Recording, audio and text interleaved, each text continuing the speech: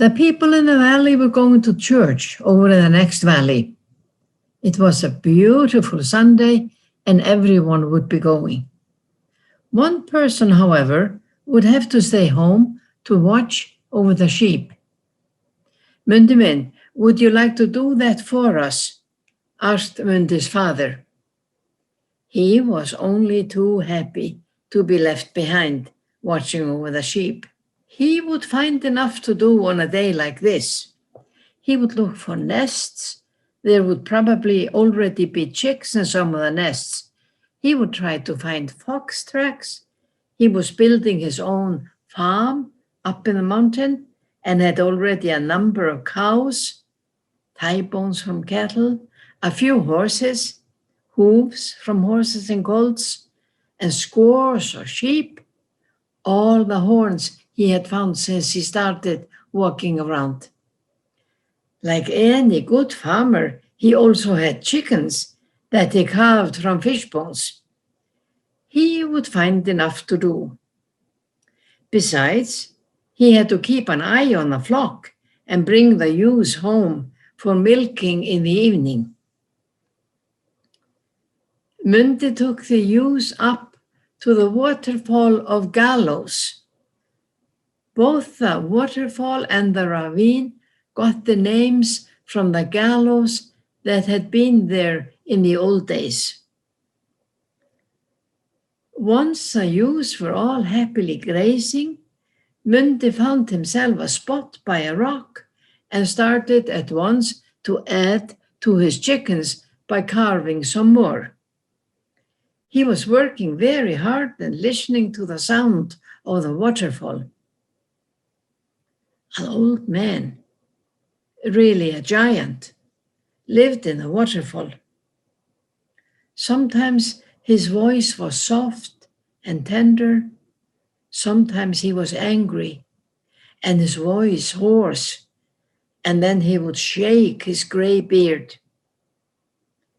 When a giant in the waterfall was angry, Mundi always kept away, because then the waterfall seemed to be so big and terrifying.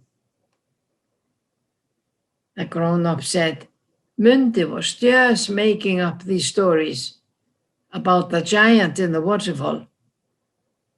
But Mundi knew he was there. He had never seen him, only his beard, but he had often heard him. Today he was friendly and in a very good mood. All of a sudden, Mundi felt, or maybe he heard, that there was someone around. He looked up, and there, about 60 feet away from him, on the ridge of the ravine, stood 5 bulls, all staring at him. They seemed to be just as surprised to see him as he was seeing them. A few seconds passed, and no one moved. There was one fierce bull in the group, Hvanni.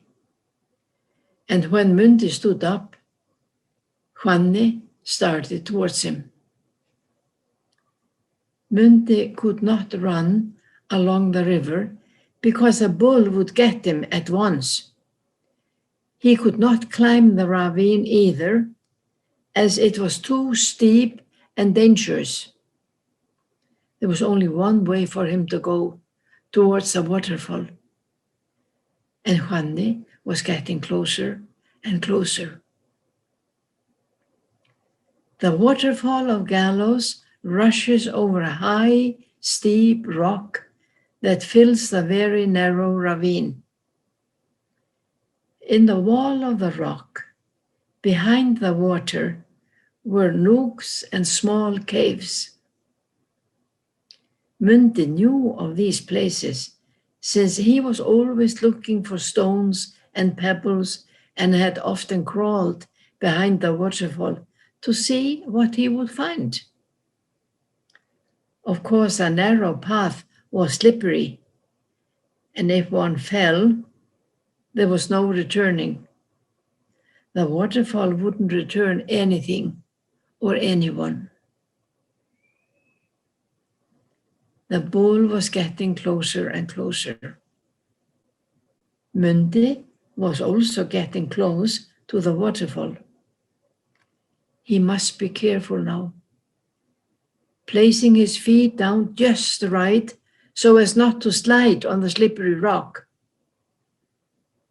And at last, he was safely hidden by the old giant's beard. Hvanni did not dare follow and didn't even know exactly where Mundi was. When the churchgoers were on their way home, they were met by the other bulls. Hvanni, the fierce one, was not in the group. Without a word, the men rode over to the ravine of Gallows as fast as their horses could run. Mundi was supposed to be there somewhere. After a while, they found a flock of sheep, but they didn't see Mundi. They rode towards the waterfall, and there they saw the bull standing at the waterfall, roaring as only bulls will do. They realized at once what had happened. The boy must have known about the caves and ledges in the rock behind the waterfall. It is a good thing, and we should be grateful, said Mundi's father to his wife, that our boy is as curious and observant as he is.